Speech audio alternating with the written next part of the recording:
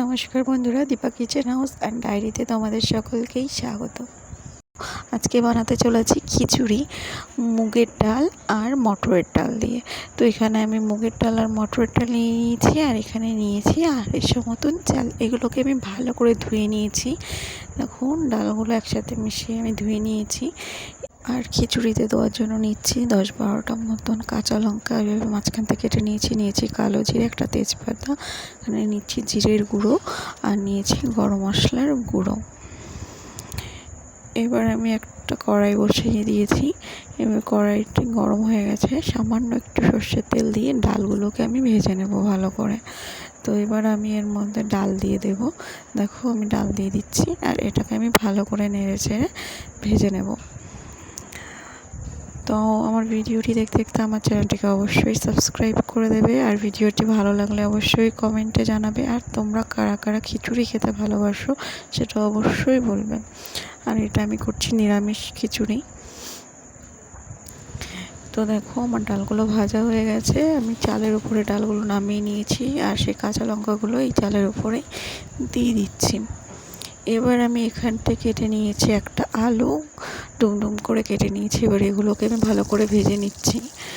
তো দেখো, আমি আলু দিয়ে দিয়েছি কড়াইতে, আর দিয়ে দিলাম সামান্য একটু হলুদ, দিয়ে দিলাম সামান্য একটু লবণ। এটা আমি ভালো করে দেখো ভেজে নিয়েছি। এবার আমি এটাকে নামিয়ে নেব। আর এইদিকে আমি দেখো একটা প্রেশার কুকার নিয়েছি, প্রেশার কুকারটাও গরম হয়ে গেছে। এবার এর মধ্যে দিয়ে দিলাম সর্ষের তেল।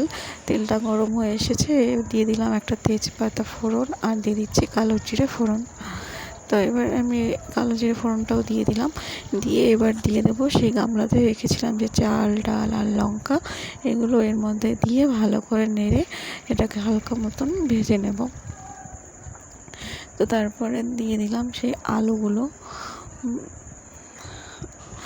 এবার দিয়ে দিচ্ছি পরিমাণ মতন লবণ। আমি পরিমাণ করে 1.5 চামচ মতন লবণ দিয়েছি, আর দিয়ে দিচ্ছি 1 চামচ মতন হলুদ।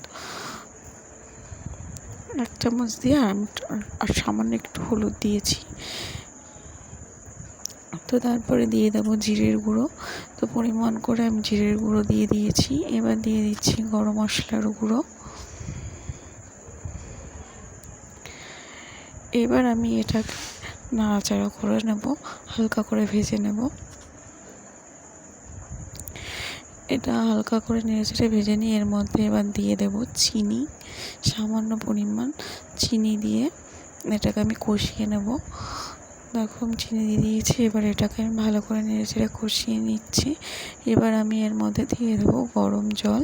তো আমি বলেছিলাম 250 চাল নিয়েছি, তো 250 চাল মানে 500 জল নেব।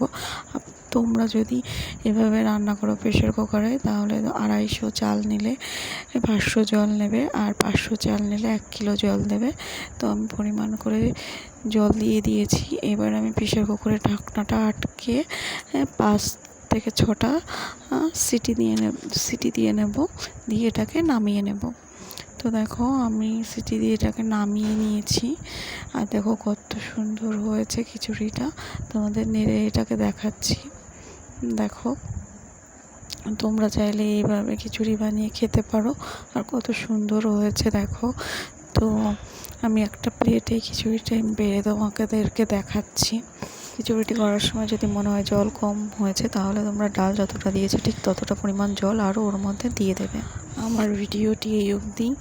তো দেখা হবে নেক্সট ভিডিওতে। তো চলো বন্ধুরা, টাটা।